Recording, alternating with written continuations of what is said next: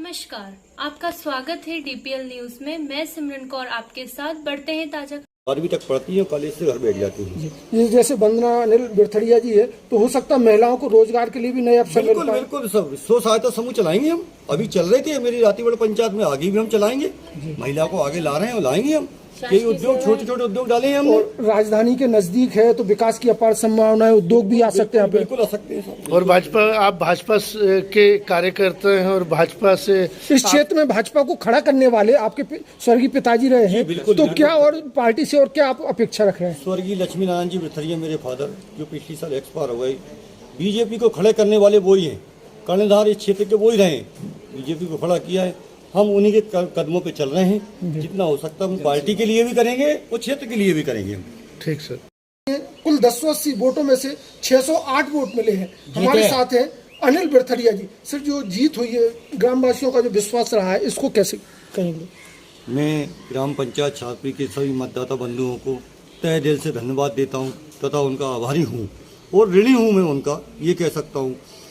1260 voting में से 1080 voting हुई, जिसमें से मेरे को 750 मत मेरे को मिली।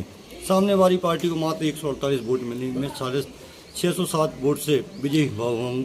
मैं सभी मतदाता बंधुओं का तहे दिल से आभार व्यक्त करता हूँ और उनसे यही अपेक्षा रखता हूँ कि वो मेरे को साथ दें और जो मैं उनके लिए कर सकता हूँ, आधी रात को भी मेरे पास आएंगे तो मैं उनके लिए एक पैर पर खड़ा उन्होंने हूं। इतना विश्वास जताया तो जाहिर है उनकी उम्मीद भी काफी बड़ी होगी। बिल्कुल, उम्मीद तो भाई साहब ये रहता है कि जैसी करनी वैसी कथनी।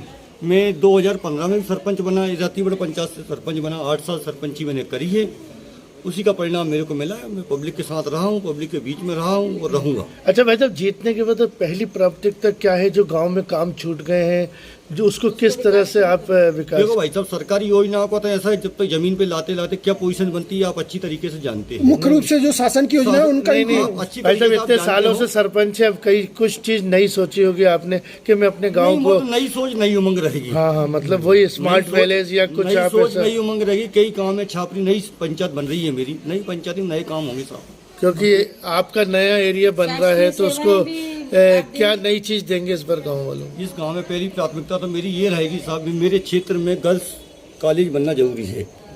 मेरी बच्चियों को, मेरी बच्ची है, मेरे गांव की बच्ची है, मेरे क्षेत्र की बच्चियों को भोपाल जाने में बड़ी दिक्कत पैदा होती है साहब। तो मेरे क्षेत्र में सबसे पहले गर्ल्स कॉलेज बनना चाहिए, ये बच्चियाँ पढ़ सकें। बेटी बचाओ